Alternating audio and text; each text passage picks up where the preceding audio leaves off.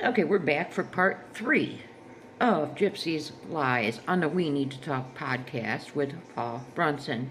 And just a quick reminder, this podcast full of her lies was released today on the anniversary of her crime. Disgusting. So anyways, we're up to the night of the crime. Nick is already there. She is talking about, as the story has, she's held, this part has stayed consistent. She says she was in the bathroom. Paul asks her if she could hear anything, and she claims that she did. She claims she heard Dee Dee say, "Who are you?" And she says that Nick answered, "I am death."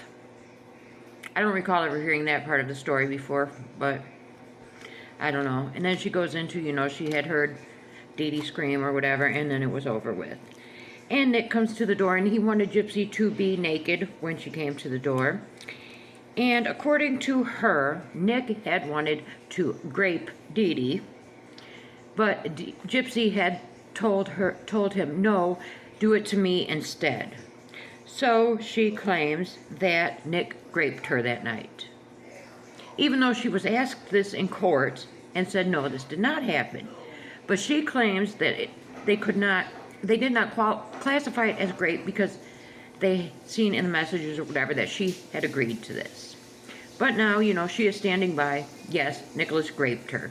Even though she said that this would happen, she really didn't want it to happen, and she said no. She claims she said no, and Nicholas did not listen.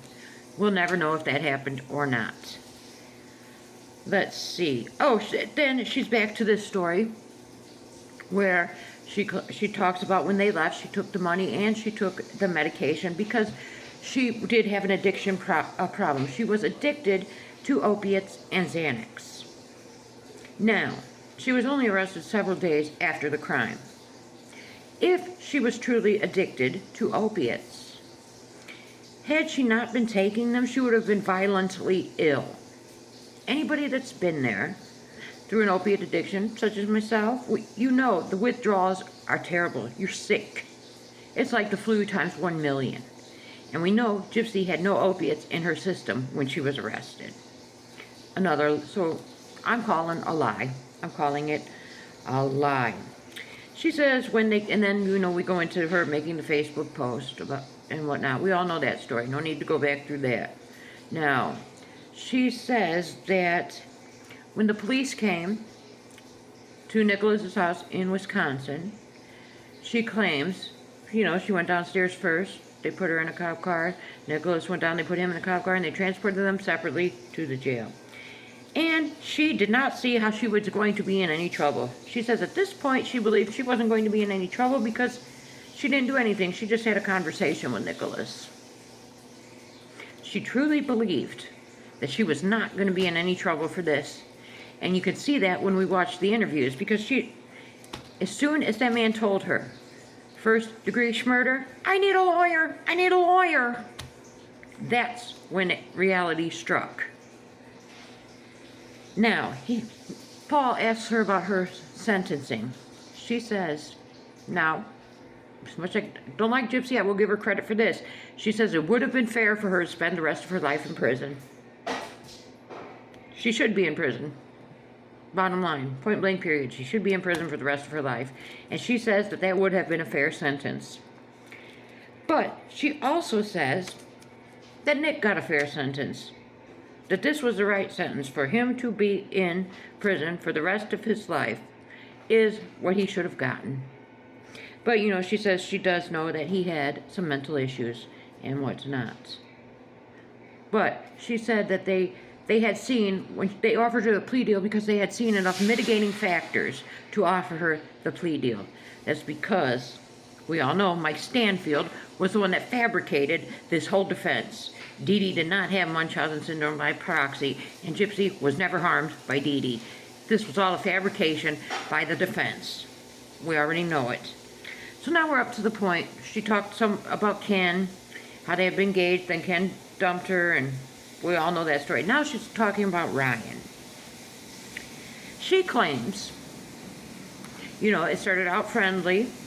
She's seen this nice man from her neck of the woods, from Louisiana. And she claims that she had been telling Ryan all along she thought of him more of like a brother and maybe a cuddle buddy. She says that she never really had romantic feelings for Ryan. I don't think she did. I think she's actually telling the truth on that, but we all know she led him on. So, since she was not going to parole in Missouri, and she was going to parole in Louisiana, she needed what they call an interstate compact, right? When you have an interstate compact, you can only parole to a family member's house or your spouse. She claims that's when she decided to marry Ryan, because she said, well, maybe she would want to live with this man who had been waiting for her. The truth comes out. She used Ryan for an address for parole. And the big buffoon that he is still can't see it. And then Paul, at this point in the interview, calls her a celebrity. And Gypsy says, no, I'm just a public figure. Thank God she did not allow him to continue calling her a celebrity. And then she says, that she said, quote, y'all made me this. I didn't make myself this. And that's when she's talking about, social media and all of that. Then she, and he reminds her that millions of people adore her.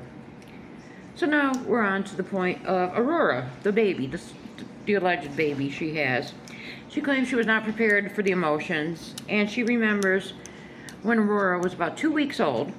Finally, everything hit her, and she claims she looked at Aurora, and now she's, I did see one tear run down her face when she was doing this, but it was very performative. The crying she was doing at this part of the interview was very performative.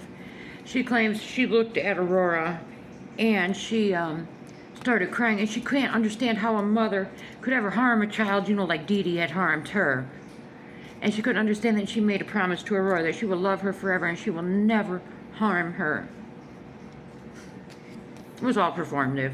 And I don't believe Gypsy, if there is a baby, which I don't really believe there is, if there is one, I don't think Gypsy cares about that baby either. It's quite evident. She barely spends any time with this so-called child. And she claims then she hugged Aurora and she felt like she was hugging a baby her, because all she ever wanted out of life was her mother to love her.